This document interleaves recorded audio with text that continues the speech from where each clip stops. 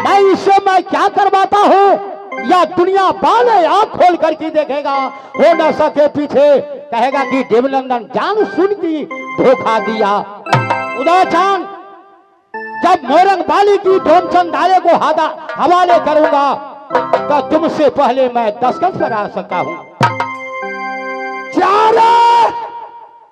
आज की बात वो रंडी मर जाए कट जाए मुझको कोई गम नहीं है, मैं भी कुछ करूं उस रंडी का कोई मतलब नहीं है। तो इसलिए आज दिन से तुमको कोई जरूरत नहीं है, तो इस पर दस्तखत करो कि मोरंग बाली मर जाए कर जाए मेरे लिए कुछ नहीं है। जरूर मंजूर है, मंजूर है।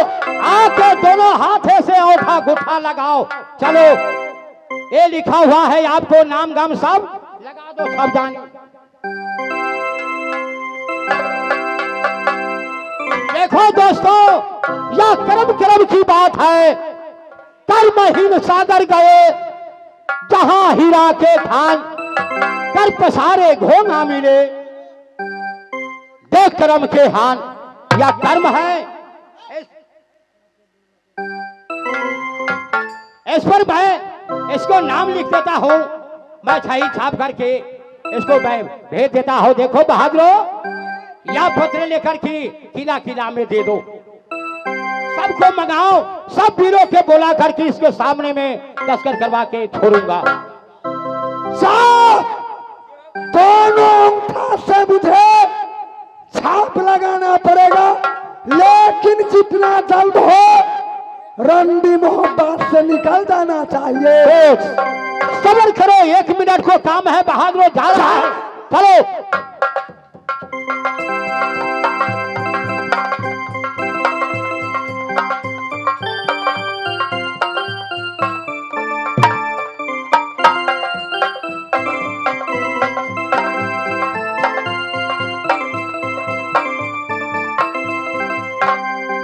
हेलो भैया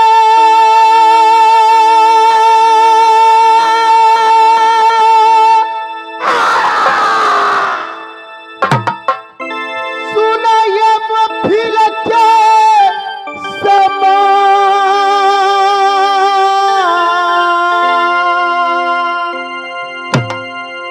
ये घर ये हमारा ये साथी कहीं रमा।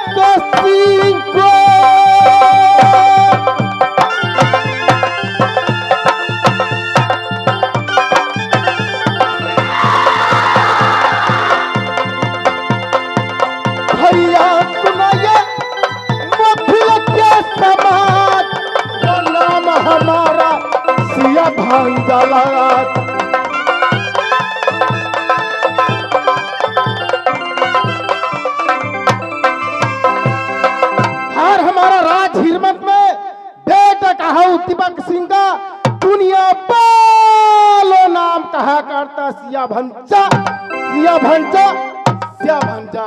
ये बैठे ये दीवाना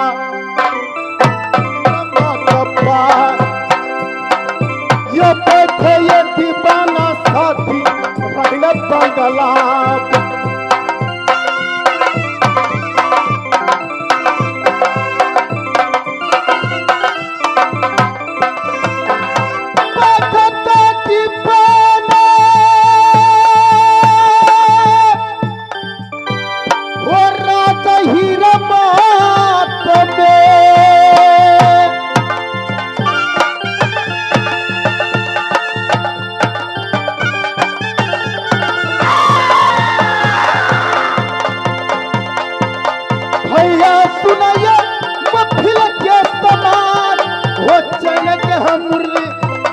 गहिर मात में।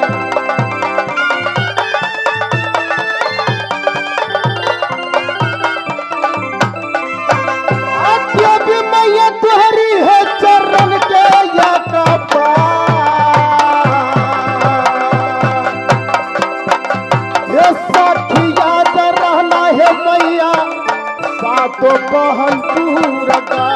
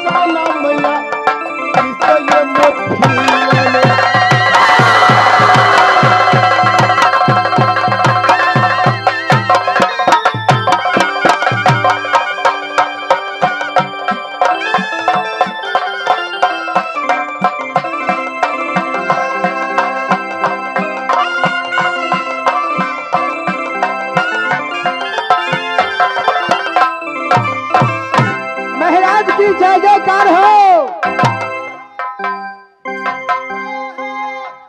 जय हो। वाह भाई, कहाँ से आना हुआ? महाराज मोहब्बा से आया हूँ महाराज।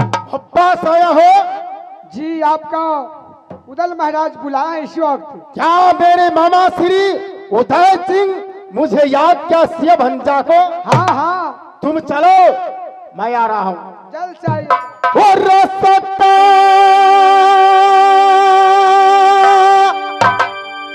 स्वहित है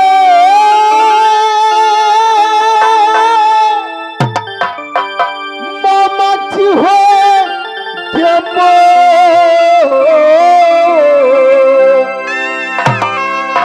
रे चलती से या वो सिया भंजा नगर मोहब्बा में।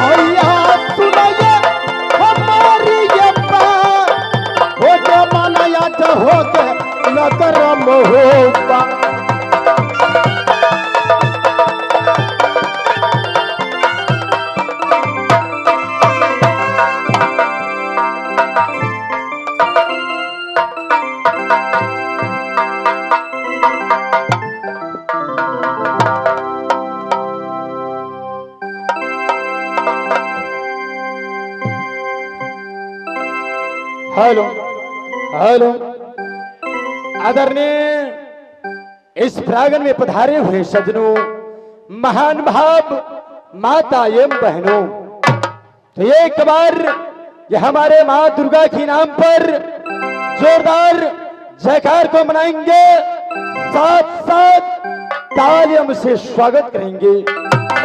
प्रेम से बोलिए मैया दुर्गा की, बाबा कारख महाराज मैया गरही की मैया।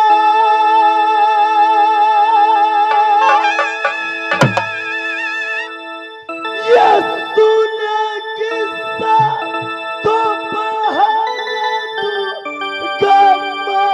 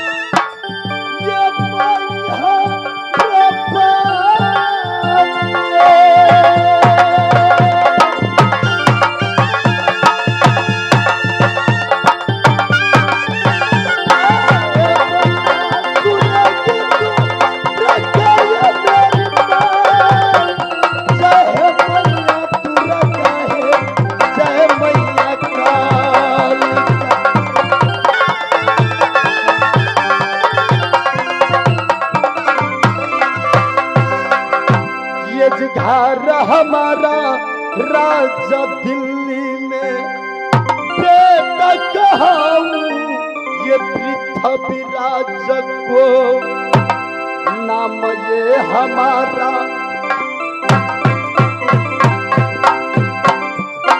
ये नाम हमारा है वीर सूरज।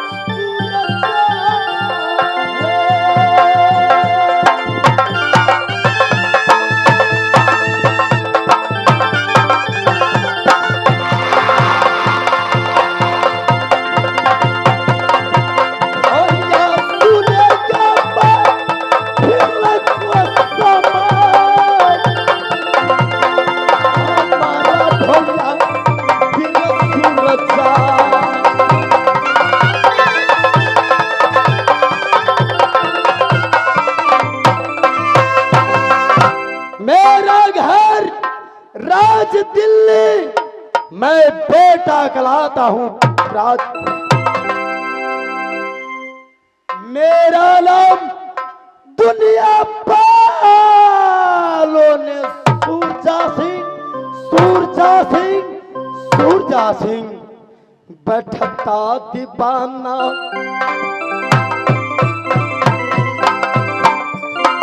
वो बैठता दीवाना याद अंग बंगला।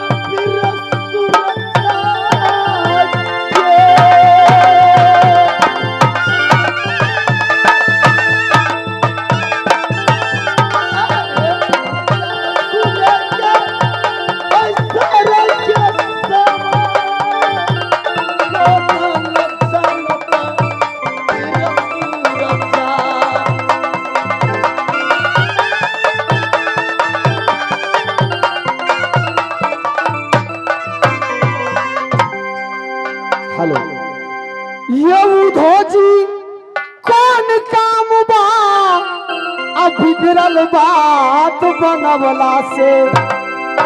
ये उधो बाबा कौन काम बा बिगड़ल बात बनवला से। गोपियन के डहकवला से।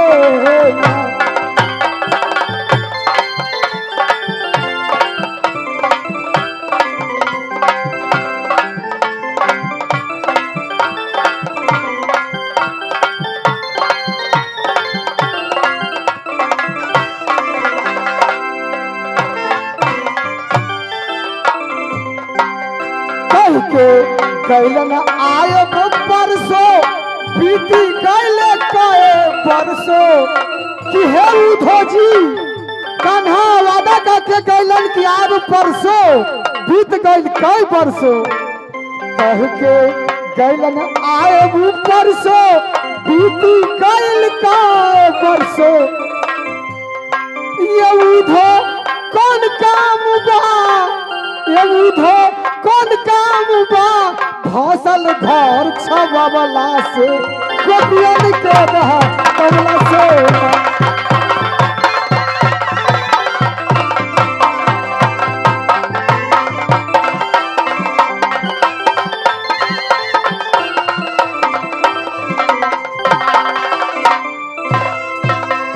सीता रे हिंद का रुतबा रहे सरकार कियाला। हमेशा खुशर बख्शे में मेहरबानी की हाथ डाला। उर्दू के जान पर गालिब हमेशा खौफ खंजर हो। फतेह के बाद लक्ष्मी का कदम कब्जे के अंदर हो। महाराज महाराज की जय जय।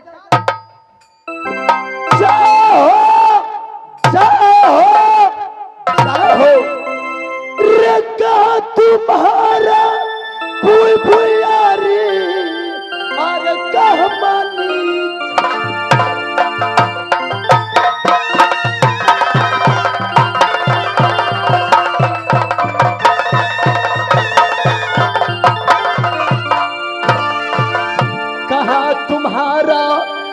भुयारी अरे कमानी मकान किसका तू बेटा किसका तू पोता अरे क्या तुम्हारा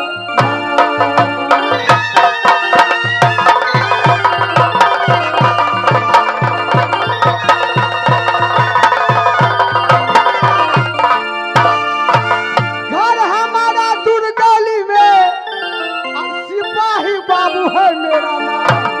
अच्छा और ड्यूटी करता हूँ राज महोबा में आया हूँ तेरे पास।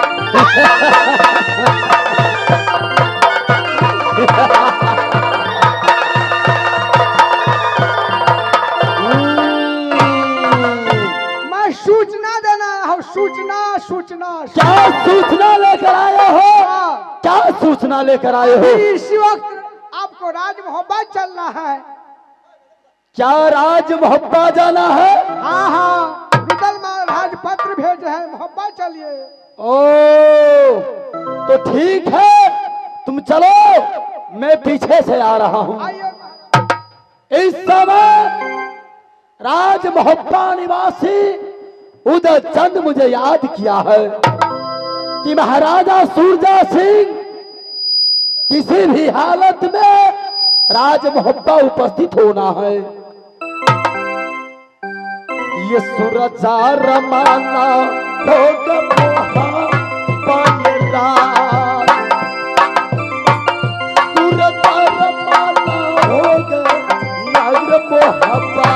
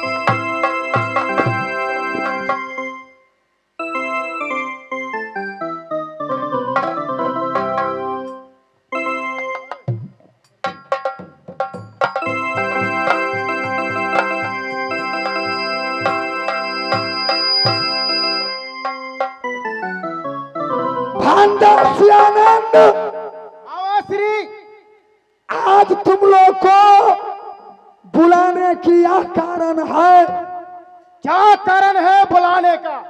जो तुम्हारे मामी मोरंग वाली थी अच्छा आधी आधी रात में शंकर को बुला लेती है भाई रात और समाज कर लेती है। आज मैं उससे रोने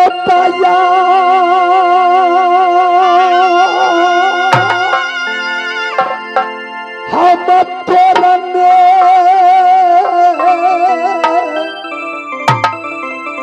को जाता भंगाया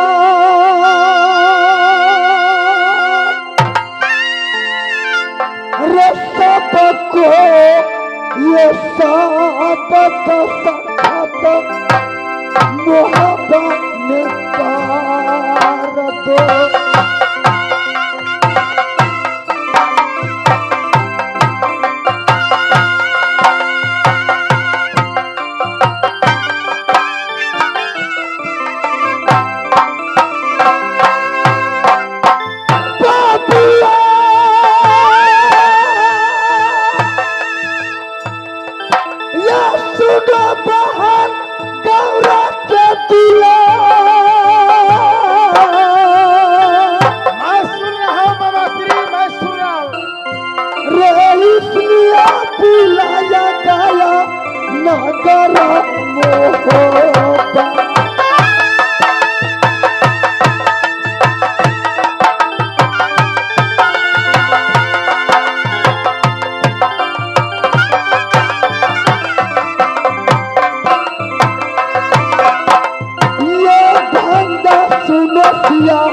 आनंद मेरे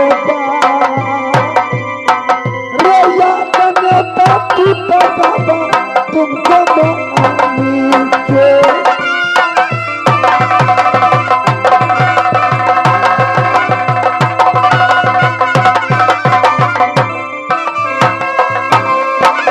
मामा श्री शिवानंद आप झूठ बोल रहे हो, बात सही नहीं है।